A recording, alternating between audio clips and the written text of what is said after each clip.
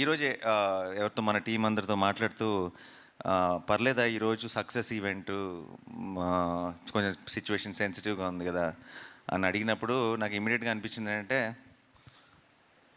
ఇలాంటి అంటే వాళ్ళు సిచ్యువేషన్ సెన్సిటివ్ ఉండటం అంటే అవతల వాళ్ళు మనతో ఏదో మనకు ఒక ప్రాబ్లం క్రియేట్ చేయాలని ట్రై చేశారు. ఆ ట్రై చేసిన దానికి మన వాళ్ళు మన ఇండియన్ ఆర్మీ చాలా పద్ధతిగా ఫోకస్డ్గా డిగ్నిఫైడ్గా వాళ్ళకి తిరిగిచ్చింది కదా.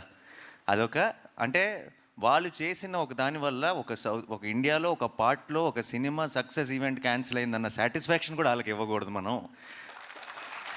మా అంటే అసలు ఏమీ టచ్ చేయలేకపోయారు అన్నది కూడా ఒక స్టేట్మెంట్ పాస్ చేయాల్సిన బాధ్యత కూడా మనందరికీ ఉంది టీమ్గా. Let's celebrate, let's say or salute to the Indian army, Indian navy and you know అందరికీ ఆ ఫ్రంట్ లైన్స్లో ఉండి ఫైట్ చేస్తున్న వాళ్ళందరికీ మన ట్రిబ్యూట్, మనం రెస్పెక్ట్ పే చేసుకుందాం. అండ్ దిట్స్ ఇస్ ఆల్సో బ్రహ్మాండమైన ఒక ఆపర్చునిటీ అని చెప్పి ఈరోజు ఈవెంట్ని యాజ్ టీస్గా ప్లాన్ చేయడం జరిగింది, ముందు ప్లాన్ ప్రకారమే.